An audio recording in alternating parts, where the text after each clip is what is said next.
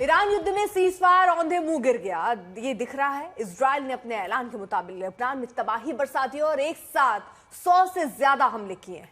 39 दिन के युद्ध के दौरान ऐसा भीषण हमला नहीं देखा गया जैसा बीती रात इजराइल ने लेबनान पर किया। खबर यह भी है कि इजरायली हमले में 250 लोग मारे गए हैं, 100 से ज्यादा घायल हैं।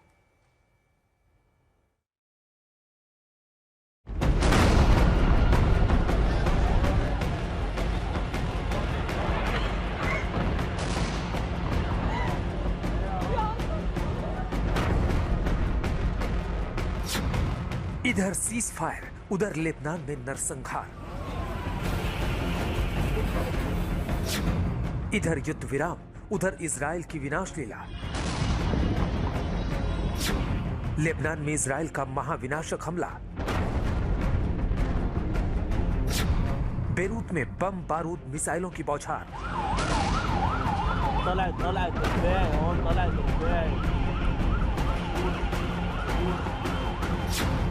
सबसे भीषण रक्तपात में 250 की मौत। 24 घंटे भी नहीं बीते हैं और सीज फायर पर ही संकटों के बादल मंडराते दिखने लगे।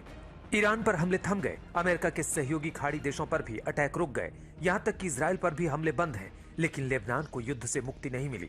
इजराइल ने लेबनान पर अब तक का सबसे बड़ा हमला बोला है। यह बेरूत का बुर्ज अबी हैदर इलाका है, जहां इजराइल ने बम बरसाकर त्राही त्राही मचा दी। आप विस्फोट के बीच धधकते शोलों को देख सकते हैं और समझ सकते हैं कि यह हमला कितना भीषण था। और यह दक्षिणी लेबनान का बाबड़ा इलाका है, जहां इजराइल ने हमले कर भारी तबाही मचा दी। और यह बेरूत में हवाई अड्डे के पास का इलाका है, यहां भी इजराइल का बड़ा हमला हुआ और भारी अफरा तफरी मच गई। इजराइल ने पहले ही कह दिया था कि सीजफायर में लेबनान पर हमला रोकना शामिल नहीं है। उसने पहले ही अपने इरादे साफ कर दिए थे कि वो लेबनान को छोड़ने वाला नहीं है। लेबनान में उसका तबाही प्लान बिना थमे चलता रहेगा, इसका सबूत उसने दे दिया है। ये जली कारों का जखीरा देखिए। बेरूत के ही एक इलाके की यह तस्वीर है और इन तस्वीरों से आप अंदाजा लगा सकते हैं कि इजराइल ने कितने बड़े विध्वंस को अंजाम दिया है। लेबनान से आ रही खबरों के मुताबिक बेरूत में एक के बाद एक 5 लगातार बड़े हमले हुए हैं। बेका घाटी में भी इजराइल ने भारी बमबारी की है। इजरायली हमले में 250 से ज्यादा मौत हुई है। बेरूत में सबसे ज्यादा 91 मौत की खबर है। इजराइल ने हिजबुल्लाह के कई ठिकानों को तबाह करने का दावा किया है। 100 से अधिक कमांड सेंटर नष्ट करने का दावा किया है। लेबनान में भीषण तबाही सीजफायर को खतरे में डालती दिख रही है, क्योंकि इजराइल ने साफ कर दिया है कि वो हमले रोकने वाला नहीं है। आज तक ब्यूरो। प्रणव उपाध्याय हमारे साथ, हमारे सहयोगी इस वक्त जुड़ चुके हैं। प्रणव, बार बार यही सवाल हो रहा था कि अगर सीज फायर की स्थिति बनती भी है तो ऐसे में इजराइल कितना उसको मानेगा। लेबनान के केस में तो इजराइल मान नहीं रहा, कह रहा उस पर तो कोई बात ही नहीं हुई थी, हम अभी भी हमले करेंगे, हिजबुल्लाह पे भी करेंगे और लेबनान पर भी आप छोड़ दीजिए। देखिए, जहां तक इजराइल के दलील का सवाल है, इजराइल का ये कहना है कि आईडीएफ के जो ऑपरेशन उत्तरी इलाके के अंदर, खासतौर पर दक्षिणी लेबनान के इलाके के अंदर चल रहे हैं, वो हिजबुल्लाह की तरफ से किए गए वार को एलिमिनेट करने के लिए, उसको खतरे को कम करने के लिए है।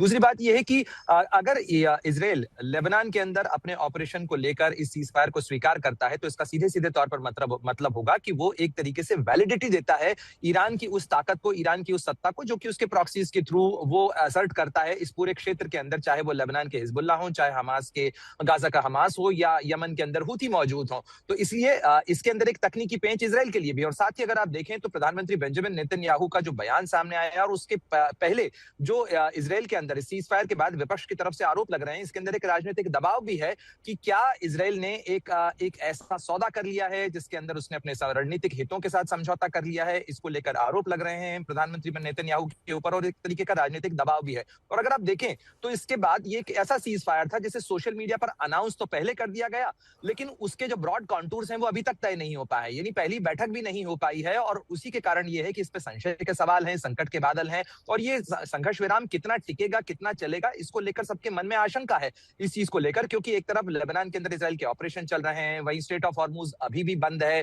साथ ही तीनों तरफ से ये कहा जा रहा है, चाहे इजराइल हो, उसके प्रधानमंत्री का बयान आप देखें तो उन्होंने कहा कि हमारी उंगली अभी भी ट्रिगर पर है और वो कभी भी दब सकती है। अमेरिकी राष्ट्रपति डोनाल्ड डोनाल्ड ट्रंप ये कह रहे हैं कि हमारे जहाज अभी भी उस इलाके के अंदर मौजूद हैं और यदि स्ट्रेट ऑफ हॉर्मुज नहीं खुला तो हम और जबरदस्त वार कर सकते हैं। वहीं ईरान का कहना है कि यदि समझौते से हटे आप लोग तो उसके बाद फिर हमारे वार फिर से शुरू हो जाएंगे और एक बार फिर वही स्थिति आएगी जिसको टालने के लिए ये सीज फायर किया गया था। यानी तीनों तरफ से आपको इस तरीके के तल्ख बयान देखने को मिल रहे हैं और साथ ही तीनों तरफ से जो है वो धमकियां देखने को मिल रही हैं और इसीलिए ये आशंका गहराई हुई है कि कितना चलेगा समझौता। ठीक है, बहुत बहुत शुक्रिया प्रणय इस तमाम जानकारी के लिए।